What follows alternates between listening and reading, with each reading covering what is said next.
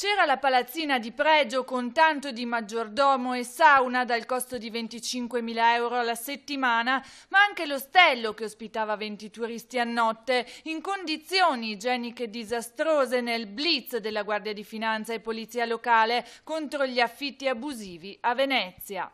La palazzina nel centro storico della città era pubblicizzata su diversi siti internet, prezzo variabile tra i 13.000 e i 25.000 euro a settimana e dedicata soprattutto ad una clientela straniera interessata a servizi aggiuntivi di lusso quali vasca idromassaggio, bagno turco, terrazza panoramica e attracco privato per l'ingresso diretto dal canale. Ma anche un maggiordomo che senza saperlo ha aperto la porta a finanzieri e vigili che hanno trovato nelle sale il personale di servizio in livrea, tutti assunti irregolarmente.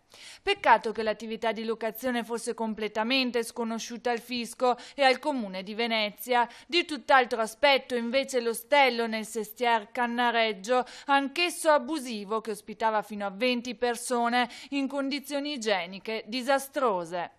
Entrambe le scoperte, a cui si aggiunge anche la denuncia di un affittacamere abusivo, rientrano nell'operazione Venice Journey, che in 2 mesi di attività ha portato a scoprire 29 immobili abusivi gestiti da 24 persone, a contestare circa 50.000 euro di sanzioni amministrative, nonché a denunciare 10 persone per la mancata comunicazione degli alloggiati alla questura. L'attività di controllo economico del territorio ha anche permesso di acquisire numerosi elementi di interesse ai fini fiscali. Nel terzo trimestre del 2015 erano state censite poco più di 200 comunicazioni di inizio attività, quali locazioni turistiche. Un mese fa, con l'operazione Venice Journey già in rodaggio, erano salite a 1900 con un incremento di nuove attività emerse dell'800%.